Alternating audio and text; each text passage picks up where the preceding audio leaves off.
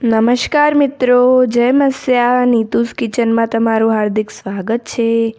આજે આપણે બનાવીશું ગુજરાતનું ફેમસ ફરસાણ ક્વીન ખાંડવી. ખાંડવીને ગુજરાતીમાં પાટુડી પણ કહેવાય છે. ખાંડવી ઘરે બનાવવું ખૂબ જ સહેલું છે, પણ એ બનાવતી વખતે આપણે અમુક વસ્તુનું ધ્યાન રાખવાનું હોય છે. તો ચાલો આજે આપણે ટિપ્સ અને ટ્રિક્સ સાથે ટ્રેડિશનલ મેથડથી બજાર જેવી પાતળી અને સોફ્ટ ખાંડવી બનાવવાનું શરૂ કરીએ. એ પહેલાં જો તમે અમારા સબસ્ક્રાઈબર ના હો તો અમારી ચેનલને સબસ્ક્રાઈબ કરી દેજો અને બેલ આઇકન પણ દબાવી દેજો, જેથી કરીને અમારા આવનારા તમામ વિડીયોનું નોટિફિકેશન તમને મળતું રહે. તો ચાલો હવે બનાવીએ ખાંડવી. જેના માટે મેં અહીંયા 2 કપ જેટલો ચણાનો લોટ લીધો છે અને જેટલો મેં લોટ લીધો છે એટલું જ મેં દહીં પણ લીધું છે. દહીં મેં ઘરે બનાવેલું લીધું છે 2 કપ. 1 નાનો આદુનો ટુકડો જે મેં ખમણીને લીધો છે. 2 નંગ લીલા મરચાં જેને મેં ઝીણા સમારીને લીધા છે. 1 ચમચી જેટલી હળદર લીધી છે. થોડા લીલા ધાણા લીધા છે જે આપણે ગાર્નિશ કરવા માટે યુઝ કરીશું. સ્વાદ પ્રમાણે મીઠું લીધું છે. થોડી રાઈ લીધી છે વઘાર માટે. થોડા સફેદ તલ લીધા છે. થોડા લીલા મરચાં લીધા છે વઘાર માટે અને થોડા મીઠા લીમડાના પાન લીધા છે. આટલી સામગ્રી આપણને ખાંડવી બનાવવામાં જોઈશે. તો ચાલો હવે આપણે ખાંડવી માટેનું બેટર તૈયાર કરી લઈએ. જેના માટે પહેલાં આપણે લોટને ચાળી લઈશું. અહીંયા મેં લોટને ચાળવા માટે આ પ્રકારની મોટા કાણાવાળી ગળણી લીધી છે. તમે ગળણીનો યુઝ પણ કરી શકો છો, અથવા તો લોટ ચાળવાની ચાળણી વડે પણ લોટને ચાળી શકો છો, જેથી કરીને એમાં કોઈ પણ પ્રકારની ગાંઠો ના રહી જાય. આ રીતે આપણે બધા જ લોટને ચાળી લીધો છે. હવે આપણે એમાં દહીં એડ કરીશું. દહીં આપણે વધારે ખાટું અને વધારે મોળું પણ નથી લેવાનું, મીડિયમ જ રહેવાનું છે. હવે આપણે એમાં લીલા મરચાં એડ કરી દઈશું અને હવે આપણે એમાં આદું એડ કરીશું, ખમણેલું આદું. હવે આપણે એમાં સ્વાદ પ્રમાણે મીઠું એડ કરીશું. હવે આપણે એમાં હળદર એડ કરી દઈશું.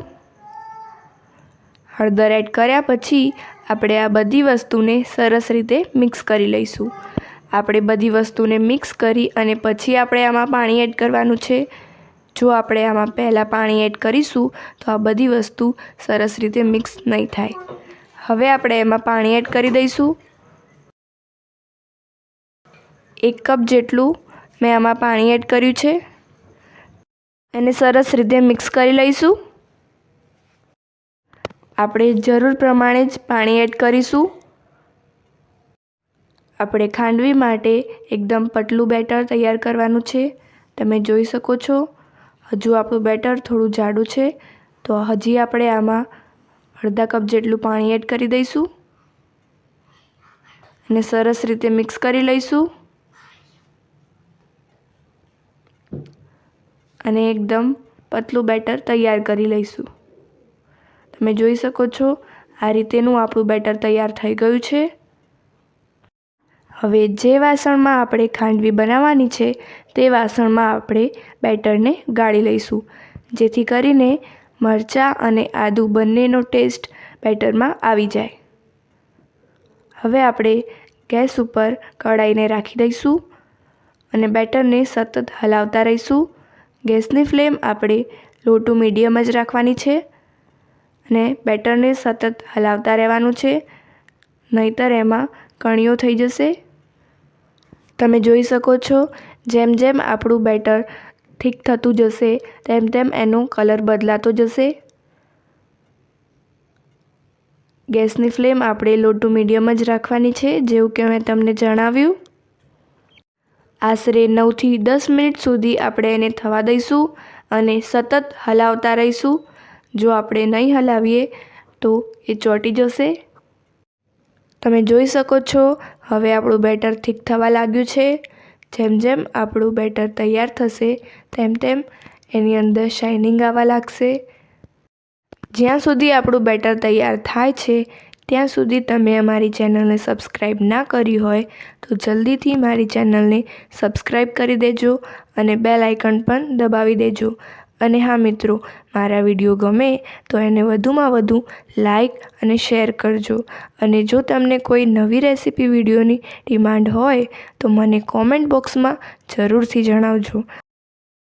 અને હા મિત્રો, મને તમારા સપોર્ટની ખૂબ જ જરૂર છે, તો બની શકે એટલું તમારા રિલેટિવ્સમાં મારા વિડીયોને શેર કરજો.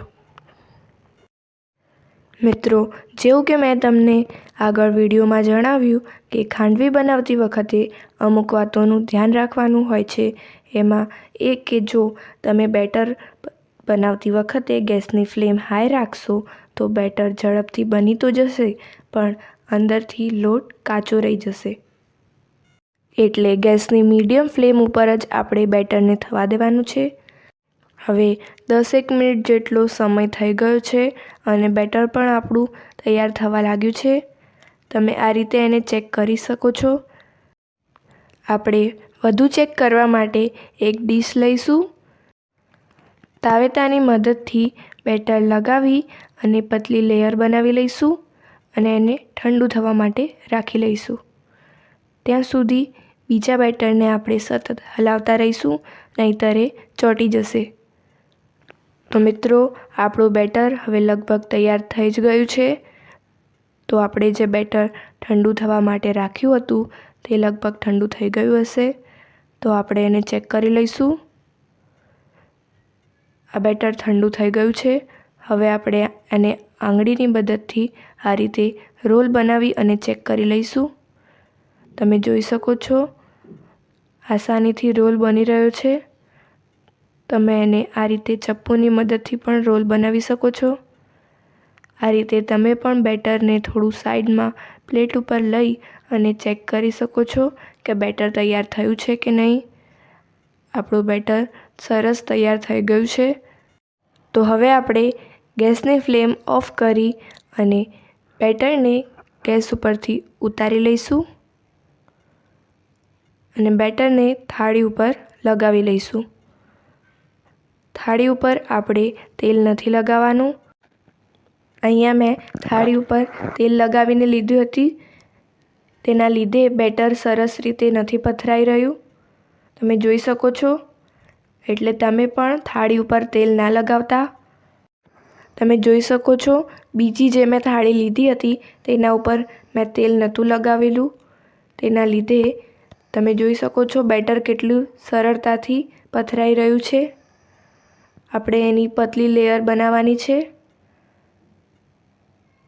આ રીતે ત્રણેય થાળી ઉપર આપણે બેટર લગાવી લઈશું.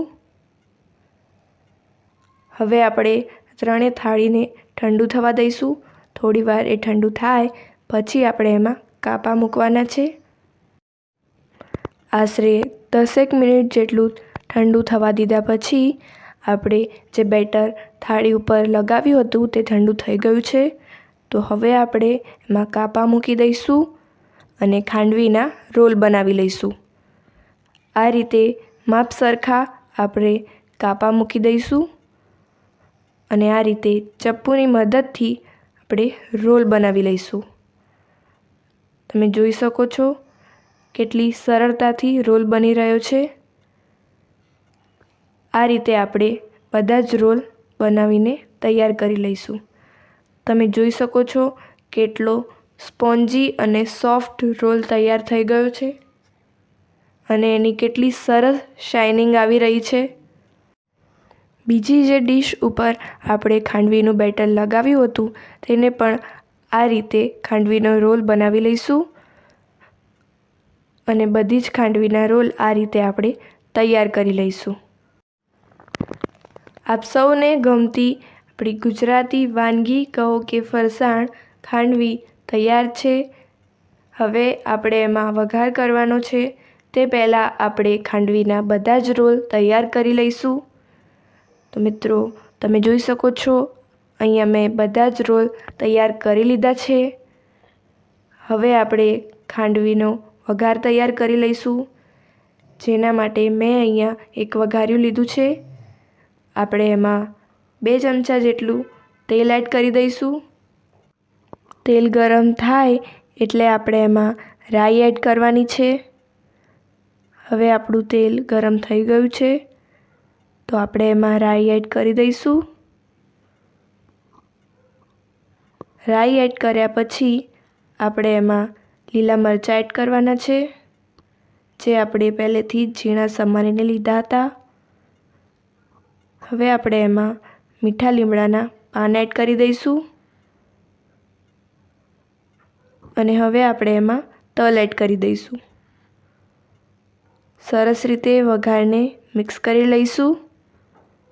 હવે આપણે વઘારને ખાંડવીમાં એડ કરી દઈશું। આપણો વઘાર તૈયાર છે। આ રીતે આપણે વઘારને ખાંડવી ઉપર એડ કરી દઈશું। વઘાર એડ કરતી વખતે આપણે ચમચો કે ચમચીનો ઉપયોગ કરીશું, જેથી કરીને બધી ખાંડવી ઉપર આપણે વઘાર એડ કરી શકીએ।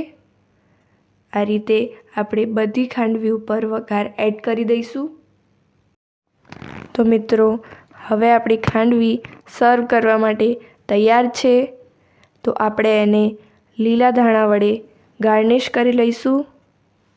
તો મિત્રો તૈયાર છે આપણી ફરસાણ ક્વીન ખાંડવી। તો હવે આપણે એને સર્વ કરી લઈશું। તો મિત્રો અહીંયા મેં ખાંડવીને સર્વ કરી લીધી છે। તમે આને સવારના નાસ્તામાં પણ ખાઈ શકો છો। તો મિત્રો આ સાથે મારો આજનો આ વિડીયો ગમ્યો હોય તો મારા વિડીયોને વધુમાં વધુ લાઈક કરજો, શેર કરજો અને મારી ચેનલને સબસ્ક્રાઈબ કરજો। અને હા મિત્રો, બેલ આઇકન દબાવવાનું ના ભૂલતા। તો મિત્રો આવજો।